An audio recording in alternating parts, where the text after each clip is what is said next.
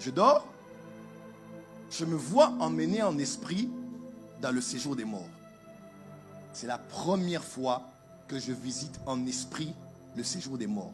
Frère, le séjour des morts, ce n'est pas l'enfer.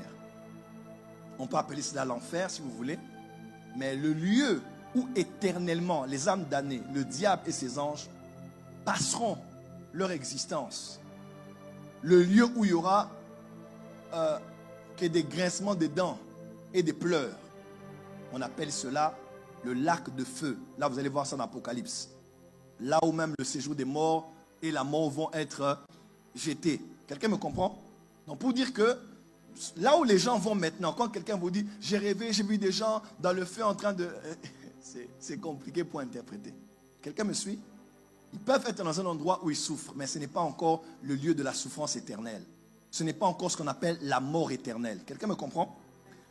Alors, je vais dans cet endroit, je suis emmené en esprit.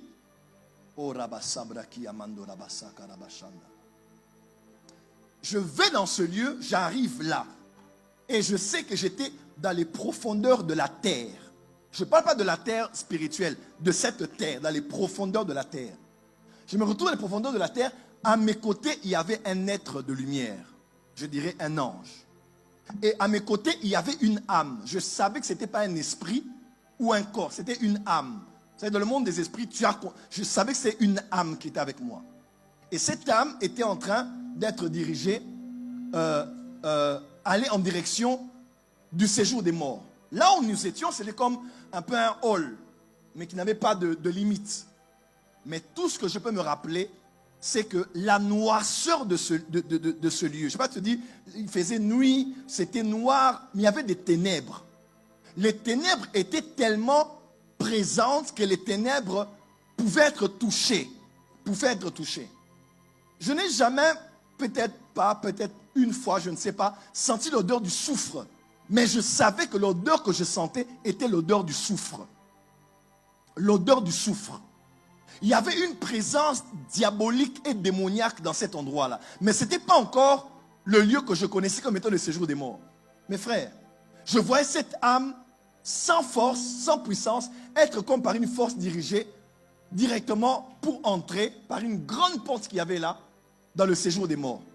Moi, j'étais à ses côtés. Je ne savais pas d'abord pourquoi j'étais à ses côtés, côté de l'âme, et il y avait un ange à mes côtés. Et je vais vous dire, c'est après que j'ai compris le verset de Job, où on dit, cet homme descend dans le séjour des morts, n'est-ce pas? Ça peut être des messagers de la mort. Mais s'il se trouve parmi un ange intercesseur qui enseigne aux hommes la voie à suivre, cet ange-là, il intercède pour la personne et il dit, j'ai trouvé une rançon. Et c'est après que l'ange intervienne que cette âme-là qui va dans le séjour des morts rentre dans son corps, reprend la santé et continue sa vie. Lisez bien le texte de Job, vous allez comprendre ça. Je ne sais pas trop comment expliquer. Je ne sais pas. Théologiquement, je n'ai pas encore trouvé les mots justes pour défendre ce que j'ai vu. Mais Job parlait de quelque chose qui est très fort que l'on doit comprendre. Parce que l'âme que je voyais était en train de partir. Et moi, j'étais là comme pour... Au début, je ne comprenais pas. Quand j'ai la conscience que j'étais là, je ne comprenais pas. À un moment, les êtres venaient pour prendre cette âme. Mes frères et sœurs, j'ai vu la porte du séjour des morts ouverte. J'étais là, le Dieu que je sers mes témoins. J'étais là moi-même et j'avais la conscience de l'être à mes côtés. Et cette âme était à ma droite. Une âme, je sais que c'était l'âme d'une femme. Et la personne était comme conduite. Il n'y avait pas des êtres autour d'elle, mais elle était comme conduite par une force. Comme la force des choses faisait qu'elle n'allait que dans cette direction-là. Et moi, j'étais à côté. Et quand j'ai vu les êtres venir, mes frères et sœurs, j'ai déclaré, au nom de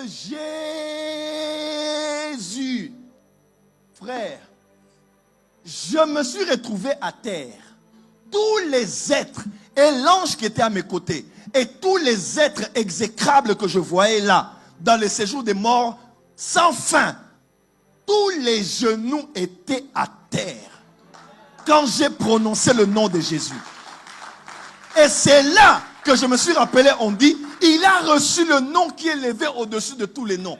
Afin qu'au nom de Jésus, tous genoux fléchissent dans les cieux, sur la Mais on a aussi dit sous la terre. Et que toute leur confesse que Jésus est Seigneur à la gloire de Dieu le Père. Acclame très fort pour Jésus.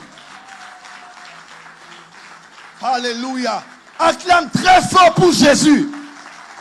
Il a reçu le nom élevé au-dessus de tous les noms. Il n'y a aucun nom qui est semblable à son nom. Lorsqu'on prononce son nom, même en enfer, les démons fléchissent. Parce que c'est le nom de sa majesté, le roi des rois et le Seigneur. Est-ce que tu peux te lever, célébrer ton Créateur là où tu es très fort?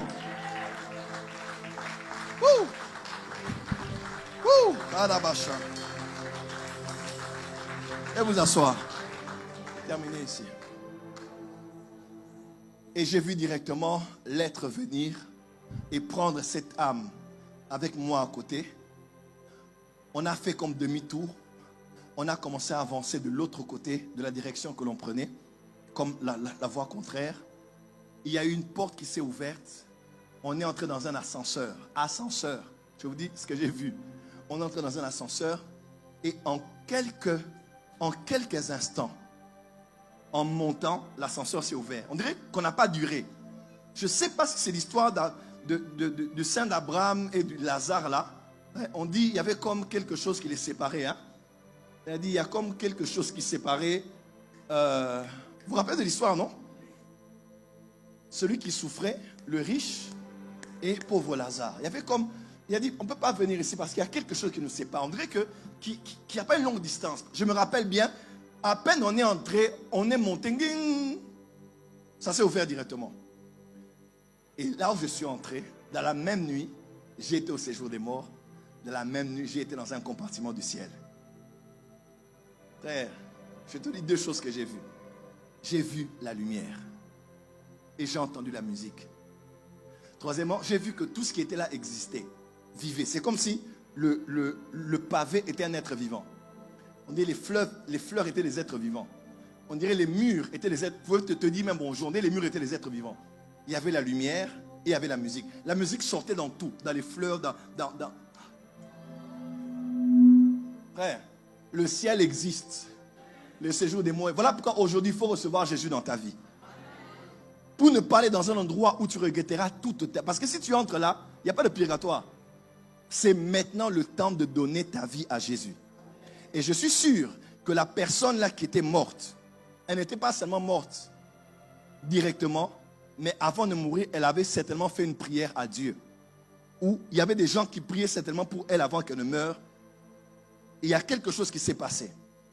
Comme si on l'a réclamé à cause de certaines choses pour qu'elle aille dans une direction et aller dans une autre. Et peut-être que j'ai eu un rôle où c'était juste une image qu'on me montrait, je ne sais pas. Mais j'ai vu ça en une nuit. J'ai été au séjour des morts et j'ai été au 3e ciel. J'aime le monde spirituel. Ma prière 2025 soit l'année des expériences surnaturelles. Ton amen n'est pas là ici.